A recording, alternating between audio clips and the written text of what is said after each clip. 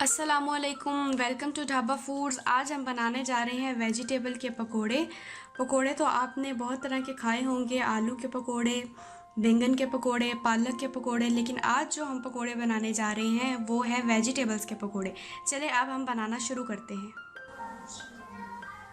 Vegetable पकोड़े बनाने के लिए आलू लिए हैं मैंने 3 मीडियम साइज़ के, उसको मैंने बॉईल भी कर लिया है और मैश कर लिया है। उसके बाद 1 कप मैंने मैदा लिया है और 1 कप बेसन। शिमला मिर्च छोटी ली थी मीडियम साइज़ की और उसको मैंने बारीक काट लिया है।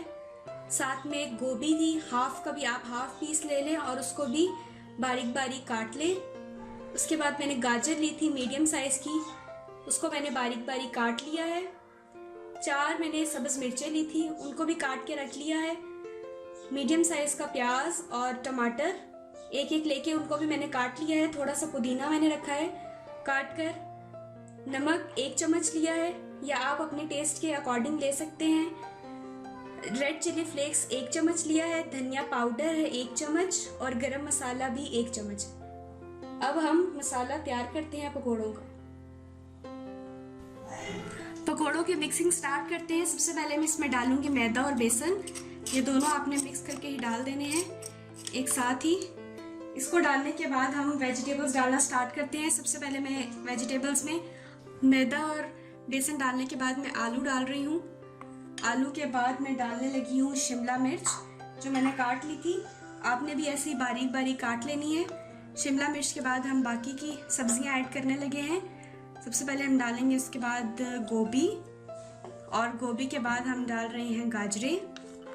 गाजर भी मैंने काट ली थी इस तरह से बिल्कुल बारीक, आपने भी ऐसे ही काटनी है। बाकी के हम डाल देंगे इंग्रेडिएंट्स, जिसमें टमाटर है, पुदीना है, प्याज और सब्ज़ मिर्चें। ये सब डालने के बाद अब हम डालने जा रहे हैं स्पाइसेस, जिसमें सबसे पहले हम डाल रहे हैं नमक और मिर्च। नमक और मिर्चें डालने के बाद हम डाल रहे हैं धनिया का पाउडर और गरम मसाला। तमाम चीज़ें हमने डाल दी हैं। अब हम इसको मिक्स करने लगे हैं क्योंकि ये बहुत ड्राई मिक्सचर हो गया है। अब हम इसमें थोड़ा थोड़ा पानी भी ऐड करेंगे और साथ में इसको मिक्स कर लेंगे। अब थोड़ा थोड़ा सा हम पानी इसमें डालते जाएंगे और मिक्स कर लेंगे। बिल्कुल पतला भी नहीं करना आपने, बिल्कुल सिंपल जिस तरह आप पकोड़े बनाते हैं उसका मिक्सचर तैयार करते हैं उसी तरह से इसका मिक्सचर भी तैयार होगा, इतना कॉम्प्लिकेटेड नहीं होगा। इस तरह से मैं आराम आराम से इसको मिक्स करूँगी। साथ में इसमें जहाँ जहाँ मुझे ज़रूरत पड़ेगी मैं पानी भी ऐड करती जाऊँगी। अब इसमें थोड़ा और पानी डाल लेते हैं। जहाँ आपको लगे कि पानी डालना चाहिए आप थोड़ा सा पानी ऐड करते जाएंगे, बहुत ज़्यादा पानी भी नहीं ऐड करना।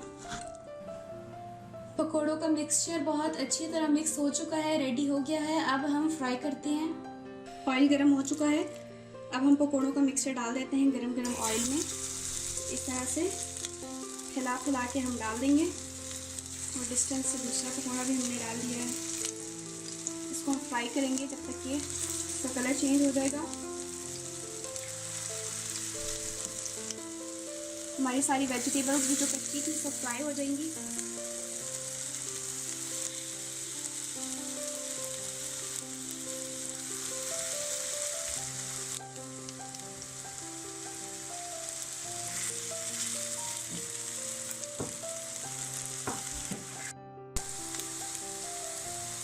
अब हम साइड चेंज कर देते हैं ताकि ये दूसरे साइड से भी कलर इनका चेंज हो जाए और ये पक जाए। इस तरह से अब हम सबकी साइड्स चेंज कर रहे हैं। बहुत ज़्यादा डीप फ्राई नहीं करेंगे क्योंकि कोई भी ऐसी सब्ज़ी नहीं है जो बहुत ज़्यादा टाइम ले फ्राई होने में या पकने में। ये देखिए इनका कलर फ़ौरन से चेंज भी हो जाता है, ये फ़ौरन से रेडी हो जाते हैं।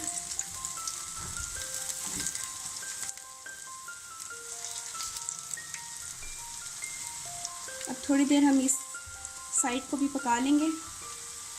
पकोड़े हमारे बहुत अच्छी तरह से फ्राई हो चुके हैं, दोनों साइड्स आप देख सकते हैं कलर चेंज भी हो गया है। ये बहुत ही मज़े के बनते हैं। अब हम इनको निकाल लेंगे। आप भी ज़रूर ट्राई करें मैदे के, बेसन के और वेजिटेबल्स के पकोड़े। ये देखें कलर भी इसका बहुत अच्छा आ चुका है, आप भी ज़रूर ट्राई करें। पकोड़े अच्छी तरह से फ्राई हो चुके हैं, बहुत ही क्रिस्पी और बहुत मज़े के बनते हैं। आप भी इसको ज़रूर ट्राई करें, स्पेशली रमज़ान में।